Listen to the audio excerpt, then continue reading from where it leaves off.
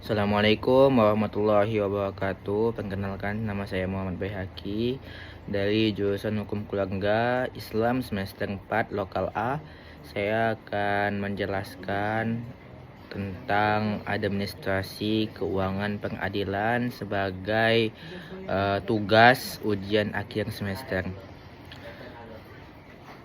Pengertian administrasi keuangan adalah pengelolaan keuangan yang berkaitan dengan sistem keuangan dalam lingkungan pengadilan yang meliputi perencanaan, pengaturan, penggunaan, pengawasan, dan pertanggungjawaban keuangan untuk mendukung kelancaran dan tujuan lembaga pengadilan. Secara umum, administrasi keuangan adalah proses pengurusan dan penyelenggaraan penyediaan dan penggunaan uang dalam suatu organisasi atau lembaga demi mencapai tujuan bersama secara efektif dan efisien. Lalu, ruang lingkup administrasi keuangan pengadilan. Yang pertama adalah pendekatan keterlaksanaan keuangan.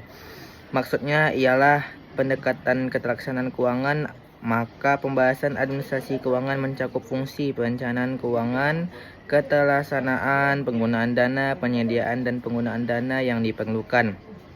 Lalu yang kedua ada pendekatan keuangan negara, yakni bila administrasi keuangan ditinjau dari sudut pendekatan negara, maka pembahasan mencakup keuangan badan hukum politik dan hukum publik, baik keuangan negara maupun keuangan badan hukum publik yang lebih rendah. Yang ketiga ada pendekatan administrasi negara.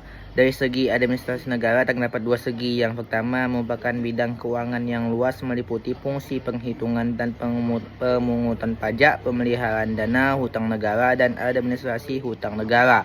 Yang kedua adalah merupakan bagian dari administrasi negara sebagaimana ditinjau melalui sudut pandangan pemimpin administrasi dan mereka yang mempunyai perhatian terhadap apa yang dilakukannya. Yang keempat ada pendekatan sejarah perkembangan sistem anggaran. Ditinjau dari sudut sejarah perkembangan sistem anggaran, maka administrasi keuangan telah berkembang dari administrasi keuangan tradisional yang telah dikembangkan ke arah administrasi keuangan hasil karya. Yang kelima ada orientasi sebagai materi sebagai terbuka. Orientasi ini keuangan terdiri dari 5 unsur, yakni unsur tujuan dan nilai, unsur teknis, unsur psikososial, unsur struktural, dan yang terakhir unsur yang mencakup keseluruhan unsur dari orientasi keuangan baik dari lingkungan khusus maupun lingkungan umum. Lalu peran dan fungsi administrasi keuangan pengadilan. Yang pertama, peran administrasi keuangan pengadilan ialah menjamin kelancaran operasional pemerintahan. Yang kedua, mendukung transparansi dan akuntabilitas dalam penggunaan dana publik. Yang ketiga, mengelola penerimaan dan pengeluaran keuangan yang berkaitan dengan biaya perkara, honorarium, dan pengadaan barang.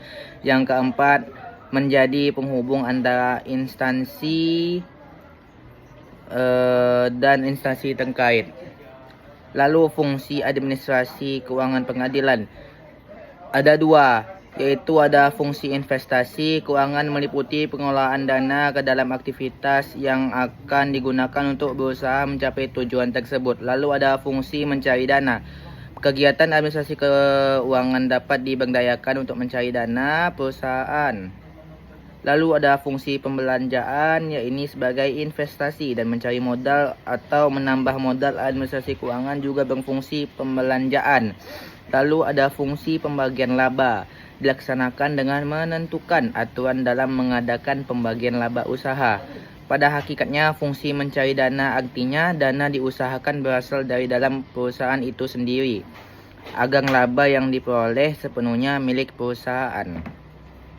Lalu kesimpulan dari apa yang saya sampaikan ialah administrasi keuangan mempunyai peranan yang sangat penting dalam menjaga kelancaran operasional lembaga melalui pengelolaan keuangan yang efektif, transparan, dan akuntabel. Administrasi ini mendukung fungsi yudisial dalam mencapai tujuan keadilan.